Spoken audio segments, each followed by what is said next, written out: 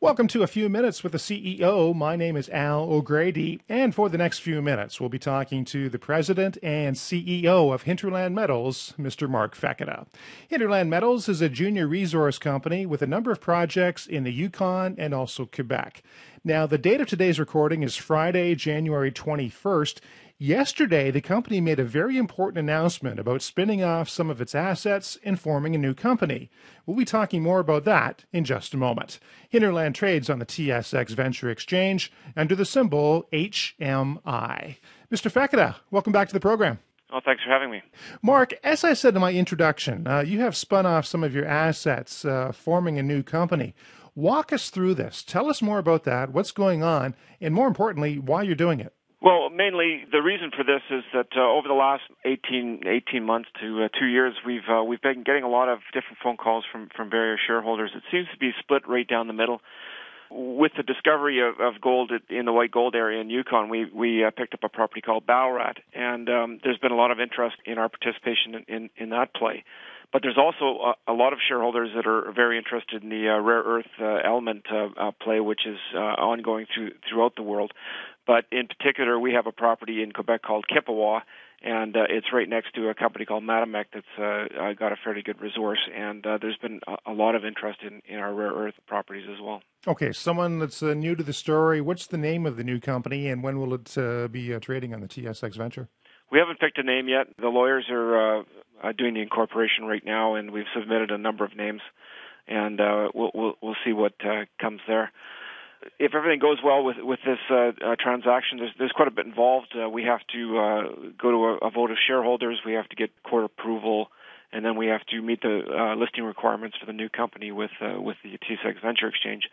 So optimistically, we're looking to close this in 2.5 to 3 months. Okay, fair enough, and we'll certainly be following the developments on that front. Let's talk about some of your projects. Obviously, you're kind of splitting your interest between the Yukon and Quebec. What do you like better? Where's your priority right now? Well, I think they're all really good projects, but the problem is we just haven't been getting value in the market for our portfolio of properties, and that's really what's behind this split. We're hoping that by defining our exploration focus for each company, the NewCo will be strictly a Yukon gold company, whereas the Hinterland will keep its Ontario and Quebec properties and be focused on rare earths right now, but we also have a portfolio of really good gold properties in the Abitibi region. Okay, let's get into specifics, and let's talk about some of these properties. Let's start with the Yukon. I know the Ballarat, you're really big on that. Give us the rundown on that. Well, Ballarat's our flagship property. We staked it back in May of 2009 when the underworld discovery was made at the White Gold deposit, which is held now by Kinross. We've done quite a bit of work there, soil sampling, airborne geophysics. We've outlined 2 really good soil geochem anomalies.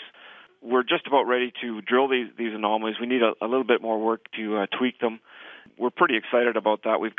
In soils, we've got values up to 792 ppb gold, which is right off the scale. This area has just exploded after the discovery of Underworld, which was subsequently taken over by Kinross. The second player in that area is Kaminak. They were working all year in 2010. They had some fantastic drill intersections. It looks like they're into a monster. It's I should say we're about halfway between the two. It's 20 kilometers from Ballarat down to Kaminak and about 15 kilometers north up to Kinross White Gold. The amount of staking that's been done over the last 2 years is unbelievable. Yukon is definitely in play right now. It does really seem to be that the White Gold District is going to be the area to watch for 2011, isn't it? Yukon in general, there's been not only the White Gold and the Kaminak discoveries, but a company called ATAC made a spectacular discovery up in the Keno Hill area. And also another company called Northern Tiger. In September this year, they announced spectacular intersections on the other side of Yukon, on the border with the Northwest Territories. That's pretty important for us because we knew some prospectors that have been working for a number of years out in the same area just north of the Northern Tiger discovery, which is called 3A's. And in October, we signed an agreement with them to option their claims. And we call that one Golden Culvert, and we're pretty excited about that as well. The 2 gentlemen, the 2 prospectors that I mentioned, they've already spent about $145,000 on the property.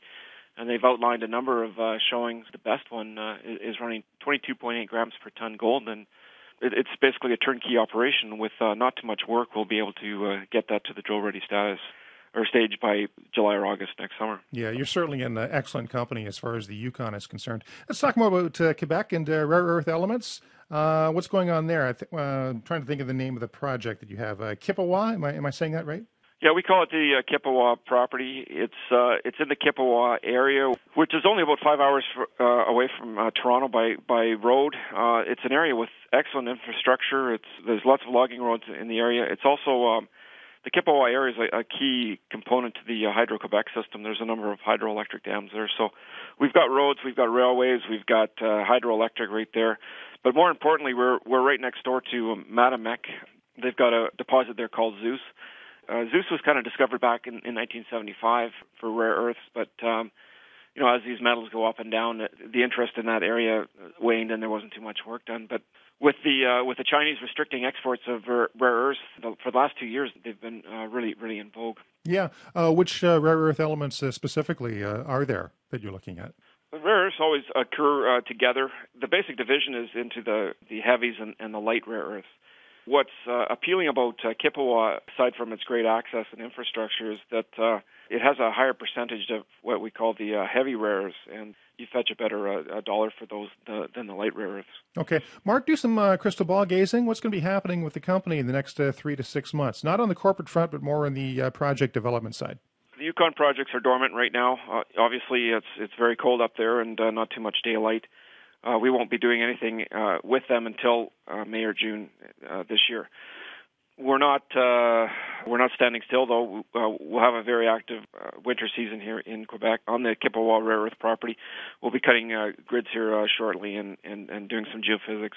What works really well there, the best success that we've had in the Kippawa area is with soil sampling. Our initial compilation of the area, we identified quite a number of targets from the government data, the soil or the stream sediment data. In late in 2009, we did some cursory soil sampling work there, and it lit right up. It really is a good technique. So starting in April, May, we'll have a very large soil sampling program in that area. We're also working on what we call our Moulin Rouge property. It's a gold property in the Quevillon area.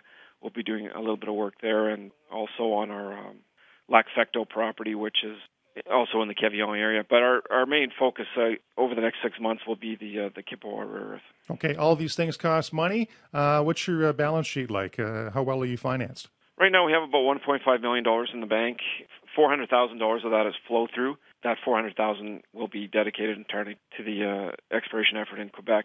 The spin-out is fairly costly with new listing fees and legal fees, court fees, all that sort of thing. We're looking at about anywhere from $200,000 to $300,000. Concurrent with the spin-out, we'll be doing financings for both companies. We expect each company to be raising anywhere from $1.5 to $4 million.